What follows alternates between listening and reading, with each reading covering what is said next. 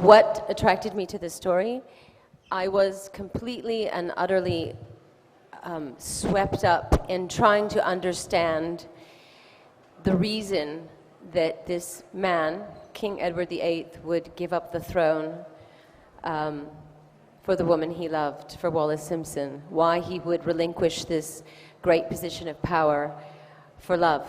I wanted to get to the bottom of it. I wanted to investigate. I wanted to find out why. That was my original attraction. So, would I ever give up my throne for a man or a woman? I think I can have both.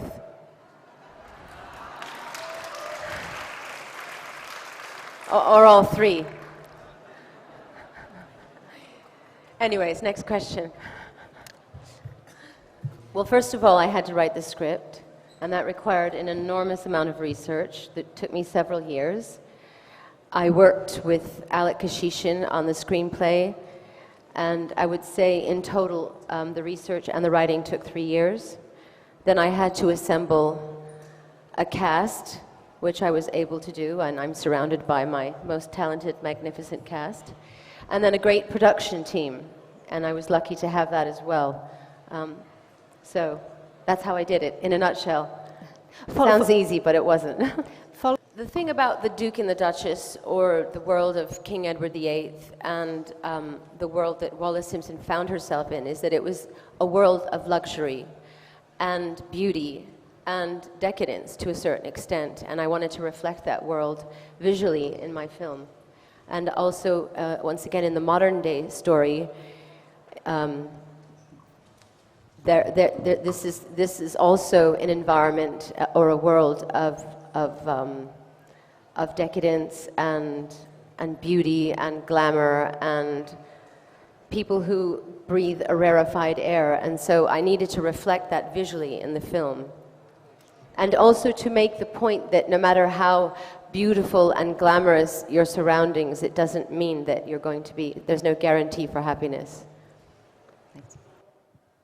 I've always loved film all my life. I've been a film lover. As a young child, I was always influenced and inspired by movies. And I think I've always had it in the back of my mind that I wanted to make one. So, needless to say, I see myself as a storyteller, so I don't think it's such a big jump to go from songwriting to making films, because in the end, we're all telling stories. And I was obviously I am and was attracted to very creative people, which is why I married Sean Penn and Guy Ritchie, two very talented directors. And they both encouraged me as a director.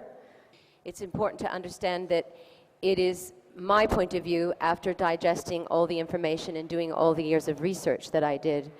And I wanted the movie to have a point of view, so I created the modern day story of Wally that Abby plays, and essentially the Duchess's story is told through the eyes of Wally.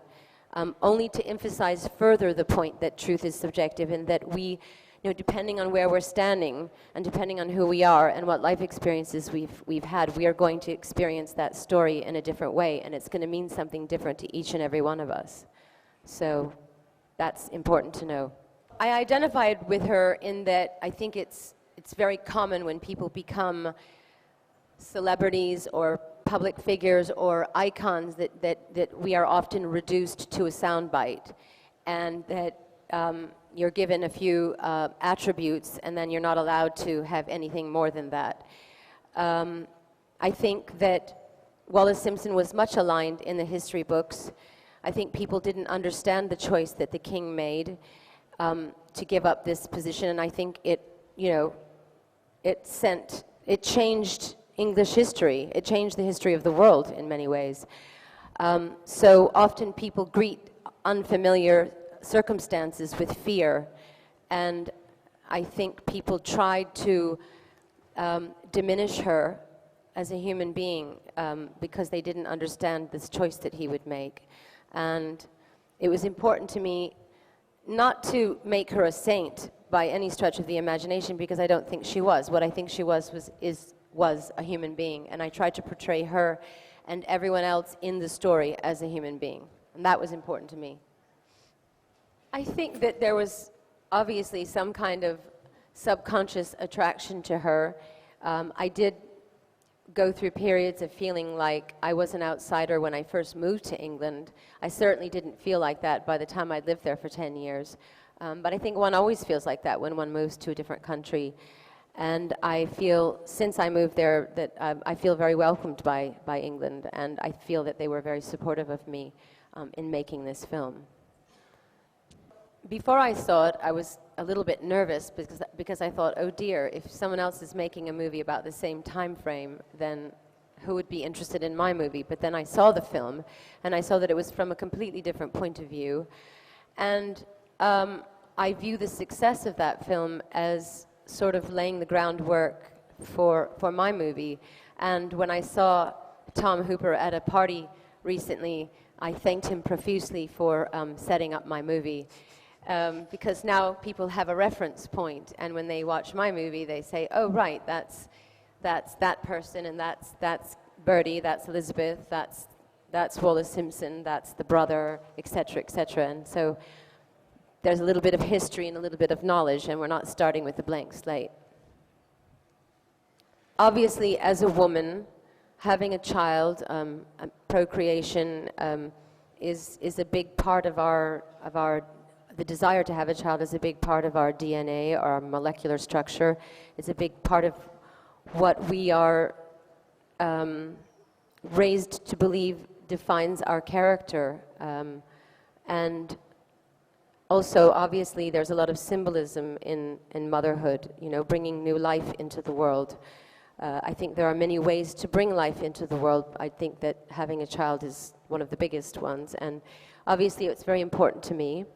I do believe that Wallace Simpson did want to have a child and wasn't successful in that area, and felt a sense of regret about that. And I believe that Wally's desire, the modern day character, to have a child also comes from a deep sense of wanting to be a creator, to create something, and that is what we are lucky enough to do as women.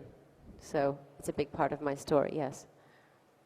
I couldn't give you a percentage of how personal the movie is. I think that because I wrote it, and I think with all the things that I do, there's a part of me in everything. So to say this person's me or this situation is me would be unfair. I think artists don't create in a very conscious way of what is personal and what isn't. You just become a channel, and things flow through you, and you take, you know, and what comes out of you is obviously has the residue of your personal experience, but it is also soaking up the world around you and all of my influences since I've been making art.